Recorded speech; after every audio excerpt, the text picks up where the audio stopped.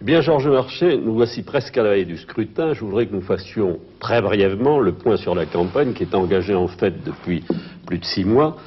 Mais d'abord, je voudrais avoir ton sentiment au point où nous en sommes.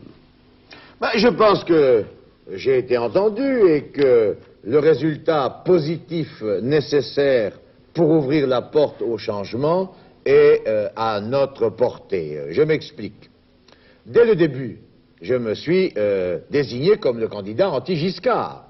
J'ai engagé la bataille contre le président sortant et sa politique. Mais je ne me suis pas contenté de critiquer. J'ai analysé les causes du mal, j'ai désigné le responsable, la course au profit, et surtout, j'ai proposé une politique nouvelle.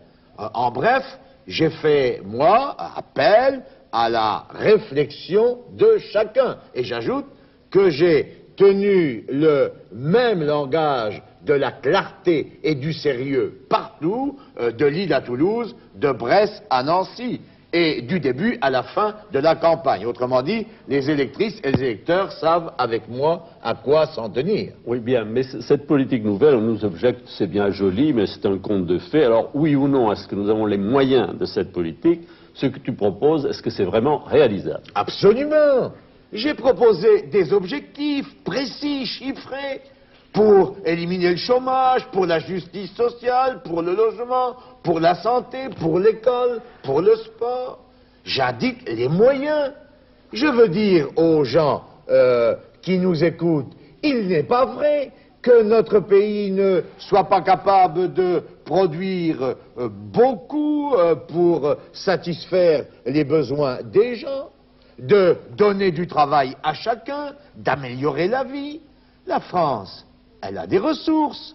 Nous disposons d'un riche potentiel industriel et agricole.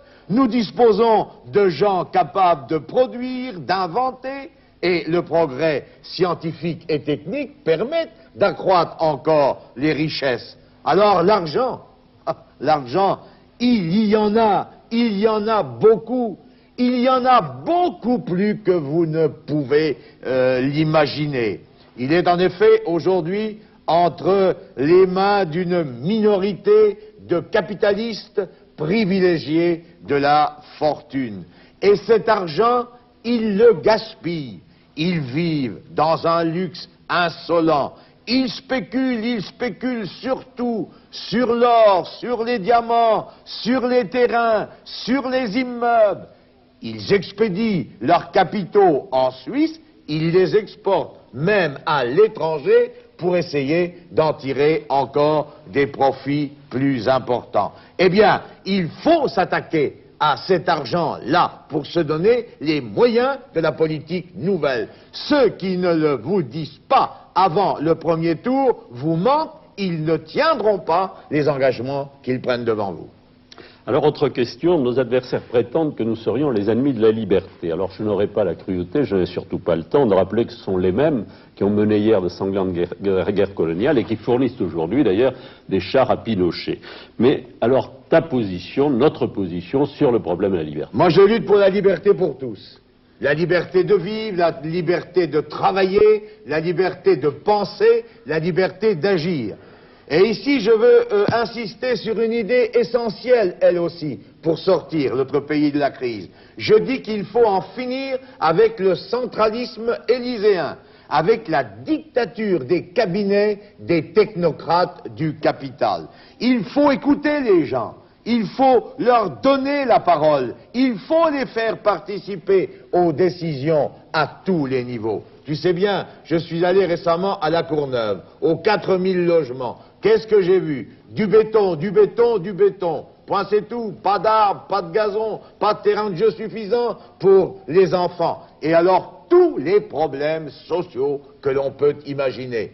Eh bien, je pose la question. Si on avait à La Courneuve consulté avant les élus, si on avait demandé leur opinion aux gens et surtout si on en avait tenu compte, nous ne connaîtrions pas la situation que nous connaîtrons et que nous connaissons maintenant ici. Et ce qui est vrai à la Courneuve est vrai ailleurs et c'est vrai dans l'entreprise où la devise du patron c'est travail et tais-toi. Alors avec moi, liberté, démocratie, décentralisation et la parole aux travailleurs, autrement dit autogestion.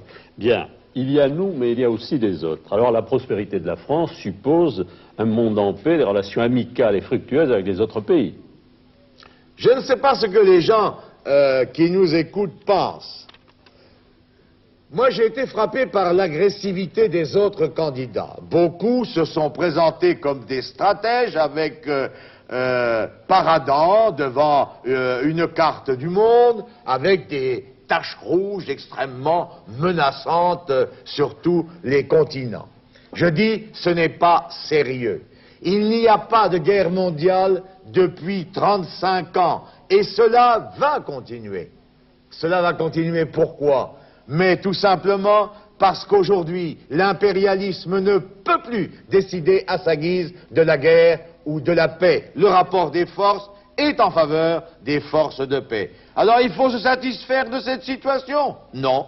Je dis que dans ce monde, la France a un grand rôle à jouer et qu'une France indépendante, non alignée, peut agir en faveur de la paix, du désarmement, contre la faim dans le monde, contre le sous-développement. C'est cela que je propose pour notre pays. Georges Marchais, le 23 mars, à la télévision, tu t'es adressé au pays. Tu as lancé un appel pour dire que nous étions prêts, que tu étais prêt à tout faire pour que l'Union se réalise, pour qu'intervienne ce que nous appelons le changement, c'est-à-dire une transformation profonde du sort des travailleurs.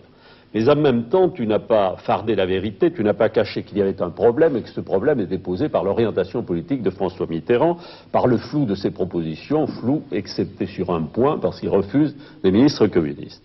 Alors cependant, nous n'avons pas coupé les ponts, nous n'avons pas fermé les issues, et à ce problème, tu as proposé une solution, rassembler au premier tour sur la candidature communiste assez de voix pour que la balance, comme on dit, penche du bon côté, du côté de l'Union. Alors cet appel, comment apprécies-tu ses répercussions aujourd'hui, un mois après? Cet appel a été entendu. De nombreux indices montrent d'ailleurs que nous avons avancé. J'en veux pour preuve les rassemblements immenses auxquels je participe, les lettres que je reçois, les échos que me transmettent les communistes. Et aussi, j'en veux pour preuve, les sondages. Le rassemblement autour de ma candidature progresse et les conditions se créent pour ouvrir la porte du changement.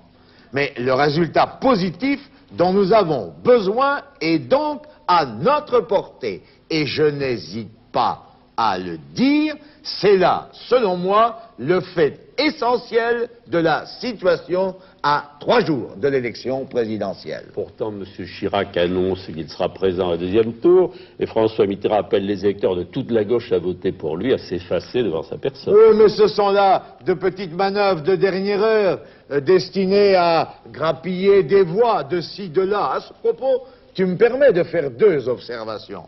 Concernant Chirac, tous les indices en ma possession, y compris les sondages d'ailleurs, montrent que je suis devant lui. Voilà la vérité. Quant à François Mitterrand, j'observe qu'il a été par 2 fois, tout seul, au premier tour, candidat de la gauche. Et il a été 2 fois battu. C'est donc la preuve que la solution n'est pas efficace.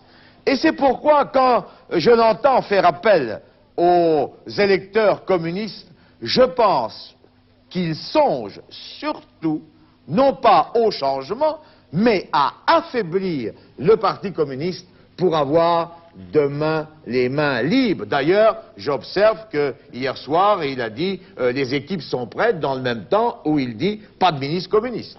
Oui, si l'histoire ne se répète pas forcément, en effet, je crois qu'on doit en tirer les leçons. Et on ne peut pas oublier qu'hier, la droite a trop souvent trouvé un soutien du côté de la gauche, d'une partie de la gauche. Alors, il y a donc un risque évident de voir François Mitterrand, s'il en y veille, gouverner demain avec la droite. En effet, c'est pourquoi je pense que les travailleurs, les démocrates qui veulent que ça change, ne se laisseront pas prendre, ne s'y laisseront pas prendre, ce ne sont pas des sots. Les optimistes. Je veux le dire avec un peu de solennité. Je suis prêt, les communistes sont prêts à faire tout le nécessaire pour que s'ouvre le chemin du changement et de l'union. Pour y parvenir, je sais que j'ai le soutien de millions d'entre vous. Ce soutien m'est acquis. Mais vous le savez, l'obstacle existe encore. Le danger existe. Alors, mettons-y toutes les forces, toutes les énergies. On peut gagner, mais au prix de cet effort-là. Je vous demande donc de choisir, d'agir avec la conviction que votre voix peut être celle, oui, celle qui fera pencher la balance du bon côté. Oui, Françaises et Français, oui, travailleurs, qui voulaient que cela change, et que cela change vraiment, croyez-moi. Dimanche 26 avril, chaque voix comptera. Le changement, l'union dépendent de vous. Vous le savez, vous pouvez compter sur moi. Eh bien moi, je compte sur vous, sur votre effort, sur votre vote, afin de lever les obstacles qui sont encore placés sur le chemin du changement et de l'union. Nous pouvons vaincre, nous vaincrons, j'en ai la conviction, si nous nous y mettons tous ensemble.